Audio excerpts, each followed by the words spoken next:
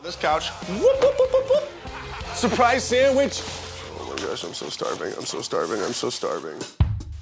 22-minute podcast. 22-minute podcast. Don't wanna take up much of your time. Just gonna read some headlines. Stuff. Welcome to the 22-minute podcast. My name is Wes Sievertson. Today is Thursday? Thursday. The 23rd? Is that right? Yeah, that's right. That's correct. And I'm here with Mike Finley. Hey, guys. But I'm also here with James. Hey, James what's going on? Foss. James Foss. I interrupted you, James. I'm sorry. That's okay. It is Foss, right? Am I saying it wrong? I don't care how you say it. It's fast. God damn it. See, I always say the wrong one. It's fast. Is it fast? It is fast. Ass with an F. There you go. Ass with it. Ass with, I like that a lot. with My a name's James. big O-F. You know what I mean? Ass with an F. Speaking of things I'd want to be suffocated under, no, I had no transition. I wasn't. Like, I was going to try to work that into something. Yeah. Maybe Maybe Scarlett Johansson. Wait, yeah, whose birthday? Is let's see. Salvador Dali. No. Tiffany Thiessen. There we go. See that would have worked. No, but it Tiffany is Amber Thiessen? Tiffany Amber. Yes, Tiffany Amber Thiessen. Sorry, I didn't hear you. Saved by the Bell. She's like an ivermectin girl now. Oh no. She's a what? Yeah. She's an Yeah, ivermectin don't like go deep digging. What is that? COVID denier, or I guess not Yeah, denier, but like a vaccine she's denier. Yikes. Yeah, she's a yikes white lady. Well, you know what? It was Stacey Dash's birthday earlier this week, and she's like become like a black Fox pundit kind of person, kind of weird. Yeah. She's still hot. They're both. Yeah. Well, I guess I haven't seen Tiffany Thiessen in a while, but yes, Stacey Dash is pretty great. She's pretty great. Yeah. On this day in 1943, Casablanca was released. Have you ever seen that? Either of you guys? Yes, I have. It's a long fucking movie. I don't mind long movie. I'm not sorry. I'm not starting to talk that way. I hate that. I don't mind long movie. I don't mind long movie. No, I don't mind a long movie is good. But did you like it or what? Yeah, it's classical cinema right there. I give it That you boy Humphrey. That boy Right. Humphrey. like you get in the mode and that boy Humphrey just hits. It's the same thing with I watched a random Marlon Brando movie. The something kind. Gosh, I can't remember what it's called right now. It's a random movie where like essentially the story honestly is like Marlon Brando is just kind of like a drifter who he goes through this town and he's just too sexy and he just drives the town crazy. That makes sense. It's honestly, it's a compelling movie because he spends Kinda a lot of time typecast. with this like middle-aged woman, but there's like these heavy like kind of suggestions of like the town is full of repressed homosexuals who want to kill him. It's awesome. I love it. It's Okay. called The Fugitive Kind. Okay. It's really good. I feel like I've heard of that. But that's the thing is like you just kind of get locked in this like it's black and white, and it moves at a slower pace, and I don't care. It's so awesome. I don't know that I'd want to see it today, but then again, I bet someone could direct something like that, and I would be Sure. very compelled. Maybe I'll do it myself. How many words does a scene have to be? What if there's like a 10-minute scene that is 7 words? No, that's not really how the movie is. I don't want to give you that impression. Okay. That is the exact response I need. Oh, thank you, James. Yes, honestly, because sometimes I wish Mike, whenever I was done going on too long of a rant, was just like, "You done?" Or, Goon. well, okay. See, now I'm afraid that people are going to think you're talking about masturbating. I'm not. Okay, James, have you heard that term before? Did I hear that what? The term goon being referred to as masturbating or... I was watching some Instagram reel or something, and some guy on a podcast was talking about it. That sounds right. With an adult film star. Oh. And sex worker. And So it's a popular term. and they explained it to me, and I was like, I've been doing this for years. Right. That's why whenever someone thought I should know what it meant, another friend of mine thought I should know what it meant, and they were like upset that I didn't. I was like, I've called it so many things. You remember that scene in Varsity Blues? That's You know what I'm talking about? Where the teacher just lists the names for the male genitalia. Yeah, and he goes down like the infinite list of dick names. Yeah. What a great scene. No, I've never seen that. Yeah, James Vanderbeek at his peak, that's for sure.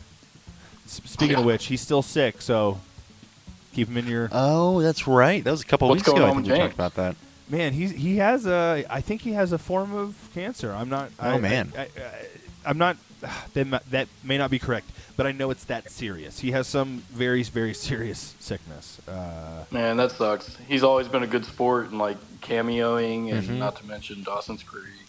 So, because of my listening to The Ticket too much, the dumb radio station in Dallas, I did hear, like, he came through, and one of the hosts on that radio station hosted kind of like an anniversary show, Oh, like a 25th anniversary, yeah, for... of Varsity Blues, and like did a question and answer, and like he just seems like he just really enjoys being a normal dude now. Yeah. Like he still has kept working, but like you can tell all he cares about is like, I think he has too many kids. This is like kind of the deal. So good for him. And you're He right. seems Mormon. Is he Mormon? Ooh, that's a good question. That is a good question. I wouldn't be surprised.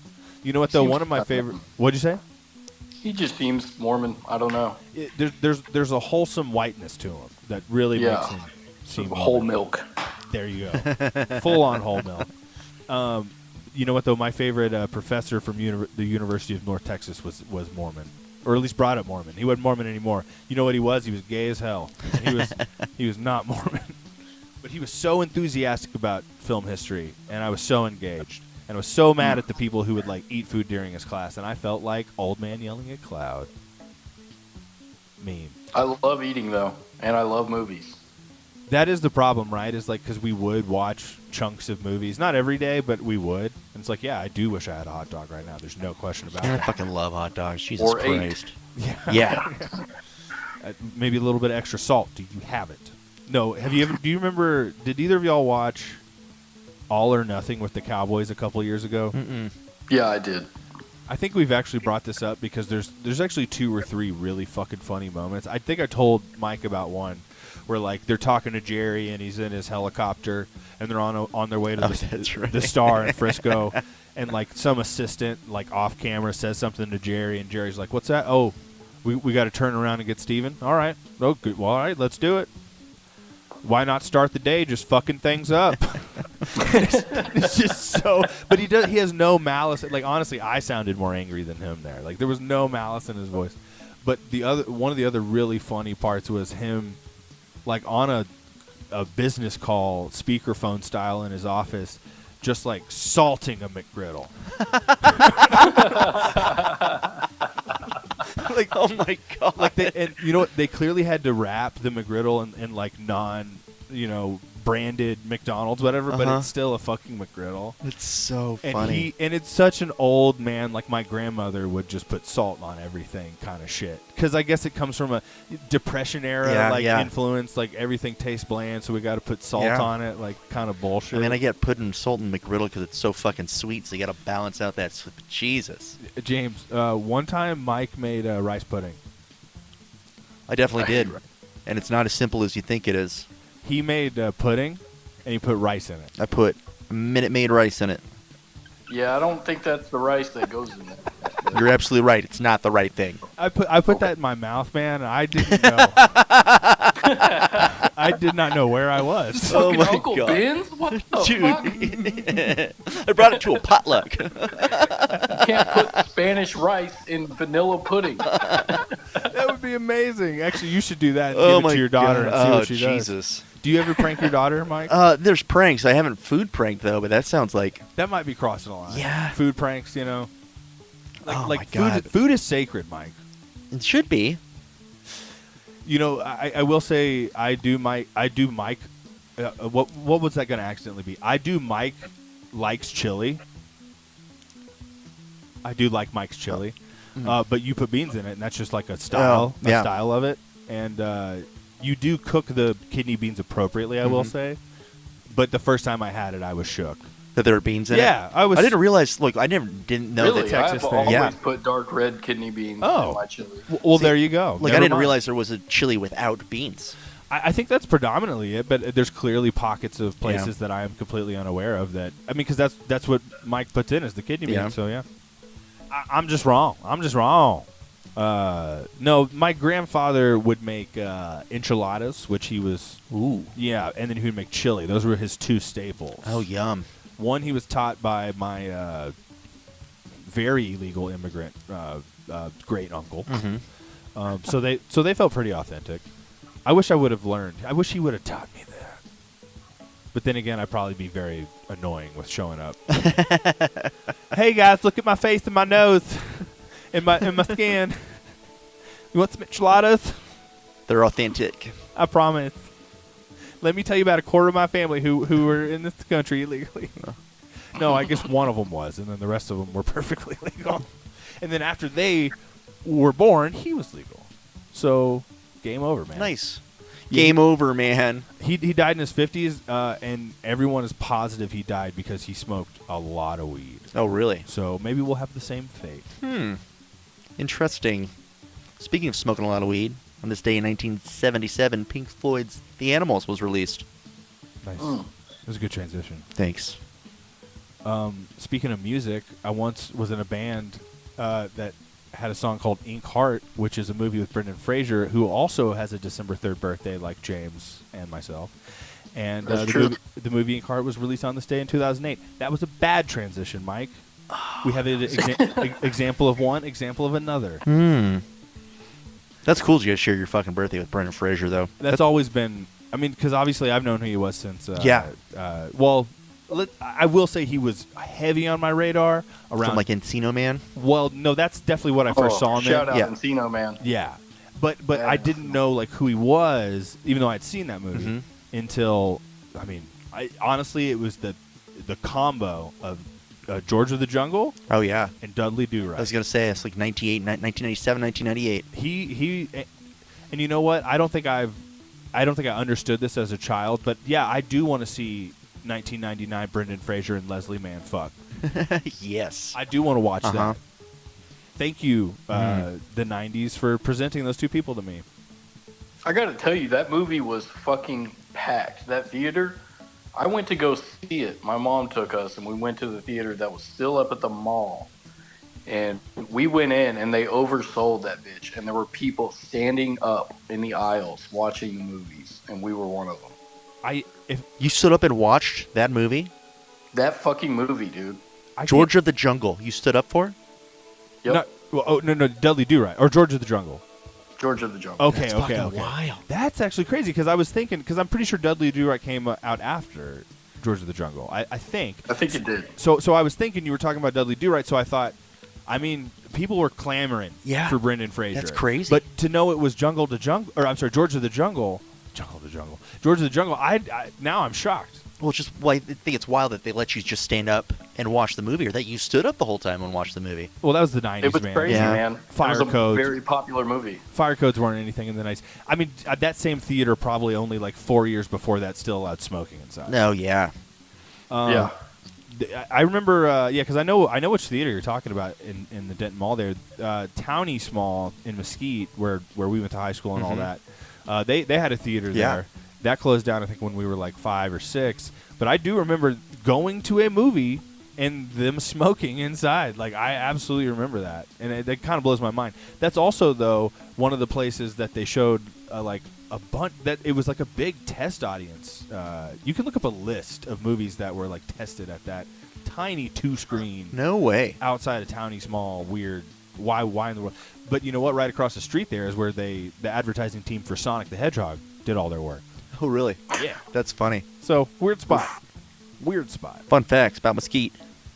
Honestly, you want to know another fun fact about Mesquite? Stephen Merchant, the butcher of Los Angeles, owned an apartment complex there.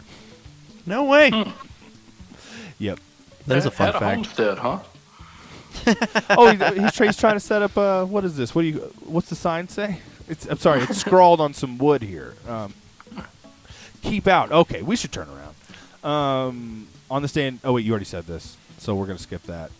On this day in 1976, David Bowie's Station to Station. I don't. Oh, Golden Years. Golden Years. Station to Station was released, and it has the single Golden Years. I guess I don't know these guys' album titles enough because by the time we were aware of music, they had already had like best of compilations. Oh, yeah, yeah. We were just hearing the singles and shit. I mean, again, I've talked about before how I like many other people our age, thought Kurt Cobain wrote The Man Who Sold the World. Mm-hmm. Until I was 25. I don't know. It's so funny. Like, yeah, David... Not our generation, man. Like, that's Right. not our fault. Right. And it wasn't as easy to like binge on information as No, it true. was as it True. is now. Yeah. So, yeah. Well, then David Bowie very consistently like released a record every year for like 15 fucking That's years. just how you used to do it. Yeah, Most groups and well, it's almost like we were saying with Yes. Mhm. It's like part of David Bowie understood like staying relevant or like having content, I guess, Mhm. available, and keeping, I don't know, just keeping that alive, like as far as like the marketing side of your brand. And Yes, yeah, they didn't care. That's the thing about not being called David Bowie. Right. It doesn't have to be any one person. When you also only did like 15 or so concerts to promote that album. Yeah, Unlike sure. what they do now, where it's like, yeah, we release a record every 2 years and we spend a Right. year fucking touring the Yep. whole record. Oh, you know what? So at the opening there, we played a clip from Workaholics Mhm. because it is Kyle Newachek's 41st birthday. Wow. Yeah, Happy man. birthday. Old Carl. He's free. You know, he's directing some of the episodes of What We Do in the Shadows. yeah, You were man. just saying that. That's yeah, wild. I was telling Mike about that. Well, so James, have you listened to any of their podcasts? No, I haven't. Oh, okay. So that's like a kind of a thing that comes up quite a bit on their podcast. That's how I learned about it. But yeah, if you just catch the credits, he's a producer now too. So Yeah, I noticed that, and I was like, wow, okay. Yeah, that makes sense. yeah, man. I mean, that's definitely that and Workaholics is enough to live off of probably for the rest of Sure. your life. Oh, absolutely. So- Workaholics was legendary, dude. It really was. I mean, it's going to go down as probably one of the last like Comedy Central shows that really captured people and propped up their network for a little bit longer. And then, yeah, because I mean, Jon Stewart went off before they went off, so yeah, one of their last tent poles. Turning 53, Ewan Brimmer. That's Spud from Train Spotting. He was also in stuff like, I think he was in The Rundown with The Rock and like Ooh. Scott. What's his fucking last name? I'm forgetting. Sean William Scott? Sean William Scott. That's his last name. Scott is his last name. But I mean, he's Three also, first names. That's right. and I can't remember but one. Not a good ratio. No, he's Julian the Donkey Boy. So Harmony Korine up in his world. Maybe he wasn't another one of Harmony Korine's. I can't remember. But he's just at this point, he's just kind of a legendary, I guess like a B actor. But again, I would love that life. It sounds fun. Yeah. If you see the parts he's gotten, he's it looks like he's having a lot of fun. That's the point. Let's see. Oh, Born on This Day Now Dead, Frances Bay. That's going to be the grandmother from Happy Gilmore. Oh, that's right. Oh, man. I know. I mean, her in like making out with that Kiss mask. Come on. Yeah. Yeah, the Gene Simmons tongue. Right. What a cool old lady. She was Yikes. also in a Blue Velvet, so that's pretty cool. Speaking of David Lynch. That's right. Yep.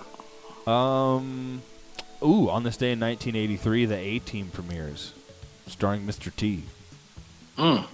And that's so 1983. That's how long. Oh my God, 42 years. What a 2 years. We've had within the American lexicon. I pity the fool, and I guess that means about 20 years. Russia's had it in their lexicon. Let's. A lot of deaths on this day. 1989, Salvador Dali. 2005, Johnny Carson. 2021, Larry King. Dang, that is a big death day. That's the death day I was talking about, I think, earlier, that I knew was coming.